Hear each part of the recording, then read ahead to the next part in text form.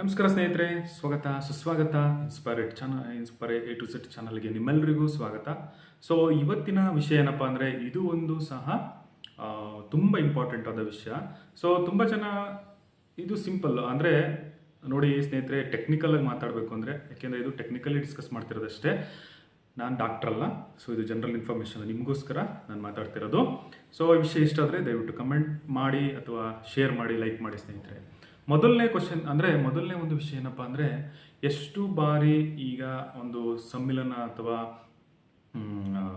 ಗಂಡ ಹೆಂಡತಿ ಸೇರೋದ್ರಿಂದ ಮಗು ಆಗುತ್ತೆ ಅನ್ನೋ ಒಂದು ಕ್ವಶನ್ನು. ಸೊ ಪ್ರೆಗ್ನೆನ್ಸಿ ಇವಾಗ ನಮ್ಗೆ ಗೊತ್ತಿರುತ್ತೆ, ತುಂಬ ಪ್ರಾಬ್ಲಮ್ಸ್ ನಡೀತಾ ಇದೆ, ತುಂಬ ಪ್ರಾಬ್ಲಮ್ಸು ಸಹ ಇದೆ. ಇಮಿಡಿಯೇಟ್ ಪ್ರೆಗ್ನೆಂಟು ಆಗಲ್ಲ, ತುಂಬ ಜನಕ್ಕೆ ಸಮಸ್ಯೆ ಇರುತ್ತೆ. ಸೊ ಆ ಥರ ನೋಡ್ತಾ ಹೋದಾಗ ಸ್ನೇಹಿತರೆ, ವೆರಿ ಸಿಂಪಲ್ಲು. ನಾನು ಇದು ಜಸ್ಟ್ ಡಿಸ್ಕಷನ್ನು ನಿಮಗೋಸ್ಕರ. ಏನಂದರೆ ಡಾಕ್ಟರ್ ಸಜೆಸ್ಟ್ ಮಾಡೋದು ಇಷ್ಟೇ ಸ್ನೇಹಿತರೆ. ಸೊ ಮೊದಲನೇದೊಂದು ಕ್ವಶನ್ನು ನಾನು ನಿಮಗೆ ತಿಳಿಸಿ, ಎಷ್ಟು ಬಾರಿ ಎಷ್ಟು ಆಗಲ್ಲ ಅದು ಡಿಪೆಂಡ್ಸ್, ಅದನ್ನು ನಾವು ಹೇಳೋಕ್ಕಾಗಲ್ಲ. ಸೊ ಅದು ಡಿಪೆಂಡ್ಸ್ ಅನ್ನೋ ನಿಮ್ಮ ಒಂದು ಫಿಸಿಕಲ್ಲಿ ಅಥವಾ ಮೆಂಟಲ್ಲಿ ಪ್ರಿಪ್ರೇಷನ್ನು ಅಥವಾ ನಿಮಗೆ ಸಂಬಂಧಪಟ್ಟಂಥ ವಿಷಯ. ಬಟ್ ಅದಕ್ಕಿಂತ ಮುಂಚೆ ನೀವೆಲ್ಲ ಯಾವ ರೀತಿ ಇರಬೇಕು ಅಂತ ಅಂದರೆ, ತುಂಬ ನೀವು ಮೆಂಟಲಿ ಫ್ರೀ ಇರಬೇಕು, ಹಾಗೆಯೇ ತುಂಬ ಆರಾಮಾಗಿ ಇರಬೇಕಾಗುತ್ತೆ. ಈ ಒಂದು ಸಮಸ್ಯೆಯಿಂದ, ಈ ಬಂಜೆತನ ಅಥವಾ ಮಗು ಸಮಸ್ಯೆ ಇದ್ರ ಬಗ್ಗೆ ನೀವು ಇದು ಮಾಡಬೇಕು ಅಂದರೆ ತುಂಬ ಮೆಂಟಲಿ ಫ್ರೀ ಆಗಿರಬೇಕು. ಹಾಗೆಯೇ ನೆಕ್ಸ್ಟ್ ಕ್ವಶನ್ ಏನಪ್ಪ ಅಂದರೆ, ಒಳ್ಳೆಯ ಆಹಾರ ಪದ್ಧತಿನ ಅನುಕರಣೆ ಮಾಡಬೇಕು ಸ್ನೇಹಿತರೆ. ನೀವು ಯಾವತ್ತೂ ತುಂಬ ತರಕಾರಿ, ಪ್ರೋಟೀನ್ಸ್ ಇರೋವಂಥದ್ದು ಮತ್ತು ನಾನ್ ವೆಜ್ಜನ್ನು ಆದಷ್ಟು ಸ್ವಲ್ಪ ಕಡಿಮೆ ಮಾಡ್ಬೋದು, ಮತ್ತು ಅದರಲ್ಲೂ ಸ್ವಲ್ಪ ತುಂಬ ಚೆನ್ನಾಗಿರೋಂಥ ಹೈಜಿನಿಕ್ ಫುಡ್ಡನ್ನು ತಗೊಳ್ಳೋಕ್ಕೆ ಪ್ರಯತ್ನ ಮಾಡಿ. ಸೊ ಇದೆರಡು ಪಾಯಿಂಟು ನೀವು ಕಾನ್ಸಂಟ್ರೇಟ್ ಮಾಡಿ. ಮೂರನೇ ಪಾಯಿಂಟು ದೈಹಿಕ ವ್ಯಾಯಾಮ ಅಂತ ಏನು ಹೇಳ್ತೀವಿ, ಫಿಸಿಕಲ್ ಎಕ್ಸಸೈಸಸ್ಸು ತುಂಬ ಇಂಪಾರ್ಟೆಂಟ್ ಆಗಿರುತ್ತೆ. ಇದಕ್ಕೆ ನೀವು ಫಿಸಿಕಲಿ ಸ್ವಲ್ಪ ಫಿಟ್ಟಾಗಿರೋಕ್ಕೆ ಪ್ರಯತ್ನ ಮಾಡಿ ಸ್ನೇಹಿತರೆ. ಇದು 3 ಪಾಯಿಂಟಿನ ಗಮನ ಇಟ್ಟರೆ ನೀವು ಈ ಒಂದು ಸಮಸ್ಯೆಯಿಂದ ನೀವು ದೂರ ಇರ್ಬೋದು. ಏಕೆಂದರೆ ನೀವು ಈ ಫಿಸಿಕಲಿ ಎಕ್ಸಸೈಸ್ ಇರ್ಬೋದು, ಅಥವಾ ಆಹಾರ ಪದ್ಧತಿ ಇರ್ಬೋದು, ಅಥವಾ ಮೆಂಟಲ್ ಸ್ಟ್ರೆಸ್ಸು, ಇದರಿಂದ ನೀವು ಹೊರಗಡೆ ಬಂದರೆ ಆಟೋಮೆಟಿಕ್ಕಾಗಿ ನಿಮ್ಮ ಮೈಂಡು ರಿಲ್ಯಾಕ್ಸ್ ಆಗುತ್ತೆ. ಹಾಗೆಯೇ ನಿಮ್ಮ ನೆಕ್ಸ್ಟು ಒಂದು ಪ್ರೋಸೆಸ್ಸಿಗೆ ಭಾಳ ಅನುಕೂಲ ಆಗುತ್ತೆ ಸ್ನೇಹಿತರೆ. ಸೊ ನೆಕ್ಸ್ಟ್ ಈ ಮೂರನ್ನ ನೀವು ಗಂಡು ಹೆಣ್ಣು ಅಂತೇನು ಹೇಳ್ತೀವಿ, ಅವರು ಮೇಂಟೈನ್ ಮಾಡಲೇಬೇಕಾಗುತ್ತೆ.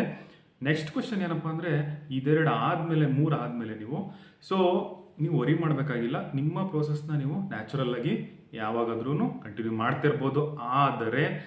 ಆದರೆ ಎವ್ರಿ ಆಲ್ಟರ್ನೇಟ್ ಡೇಸ್ ಅಂತ ಹೇಳ್ತೀವಿ, ಅದು ವೆರಿ ಇಂಪಾರ್ಟೆಂಟ್ ಆಗಿರುತ್ತೆ. ನೀವು ಮಗು ಬೇಕು ಅನ್ನೋ ಒಂದು ಪ್ರಯತ್ನದಲ್ಲಿದ್ದಾಗ, ಅಥವಾ ನೀವೆಷ್ಟು ಬಾರಿ ಸಮ್ಮಿಲನ ಮಾಡಿದ್ರೆ ಅಥವಾ ಸೇರೋದ್ರಿಂದ ಮಗುತ್ತೆ ಅಂತ ಹೇಳ್ತಾ ಹೋದರೆ, ಜಸ್ಟ್ ಸಿಂಪಲ್ ಕ್ವಶನ್ನಿಗೆ ಸಿಂಪಲ್ ಆನ್ಸರ್ ಏನಪ್ಪ ಅಂದರೆ, ಎವ್ರಿ ಆಲ್ಟರ್ನೇಟ್ ಡೇಸು ನೀವು ಪ್ರಯತ್ನ ಮಾಡಿ.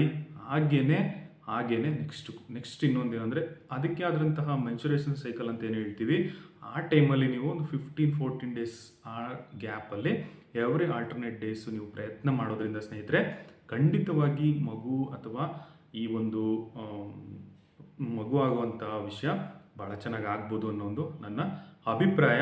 ಸೊ ಇದನ್ನು ಸಹ ನಾವು ನನ್ನ ಒಂದು ಏನಂತ ಹೇಳ್ತಾರೆ, ಸುಮಾರು ಸಲ ಡಾಕ್ಟ್ರನ್ನ ಮೀಟ್ ಮಾಡಿದಾಗ, ನಮ್ಮ ಸ್ನೇಹಿತರು ಡಾಕ್ಟ್ರುಗಳನ್ನ ಮೀಟ್ ಮಾಡಿದಾಗ ಅವ್ರ ಹತ್ರ ತಿಳಿದಿರೋಂಥ ವಿಷಯ ಅಷ್ಟೇ, ಜನರಲ್ ಇನ್ಫಾರ್ಮೇಷನ್ನು.